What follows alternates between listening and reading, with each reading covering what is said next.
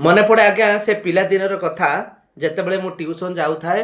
ଯଦି ଆଜି ଘରେ ଶୁଣିଥିବି ଚିକେନ୍ ହେବ ବୋଲି ଆଉ ପାଠ ପଢ଼ାରେ ମନ ନଥିବ, ଏମିତିକି ବହୁତ ଥର ମାଡ଼ ମଧ୍ୟ ଖାଇଛି ଟ୍ୟୁସନ୍‌ରେ ଏଇ ଅନ୍ୟମନସ୍କ ପାଇଁ।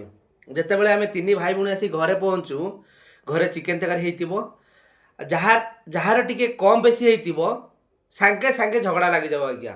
ପରିଶେଷରେ ମାଆ ଆସି ସମସ୍ତଙ୍କୁ ବୁଝାନ୍ତି ଆଉ ସମସ୍ତଙ୍କୁ ସମାନ ଭାଗ କରିକି ସମସ୍ତଙ୍କୁ ବୁଝେଇ ଦିଅନ୍ତି। ଆଜ୍ଞା ମୁଁ ଏକଥା କାହିଁ କହୁଛି, ସେତେବେଳେ ସେ ପିଲାଦିନର ସ୍ମୃତି ଯେତେବେଳେ ଆମେ ଏକଲା ହେଇଯାନ୍ତି ନା ସେତେବେଳେ ମନେ ପଡ଼େ ଆଜ୍ଞା।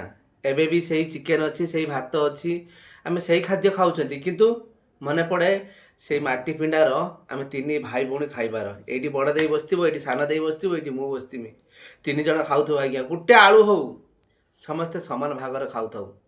ସେ କଥା ଭାରି ମନେ ପଡ଼େ ଆଜ୍ଞା। ତେଣୁକରି ଯେତେ ବଡ଼ ହେଲେ ମଧ୍ୟ ନିଜ ଭାଇ କି ଭଉଣୀ କି କେତେବେଳେ ଅନାଦର କରନ୍ତୁ ନାହିଁ ଆଜ୍ଞା, କେତେବେଳେ ଅସମ୍ମାନ କରନ୍ତୁ ନାହିଁ ଆଜ୍ଞା। ହେଇପାରେ ତମ ଭଉଣୀ ତମଠାରୁ ବଡ଼ ହେଇପାରେ, ତମେ ବି ତମ ଭଉଣୀ ଠାରୁ ବଡ଼ ହେଇପାର, କେତେବେଳେ କି ଧନରେ କି ମନରେ ତାଙ୍କ ଆଗରେ ବଡ଼ ହେବ ନାହିଁ ଆଜ୍ଞା। କାରଣ ଭାଇ ଭଉଣୀର ସମ୍ପର୍କ ଦୁନିଆର ସବୁ ସମ୍ପର୍କ ଠାରୁ ହିଁ ଅଲଗା ଆଜ୍ଞା।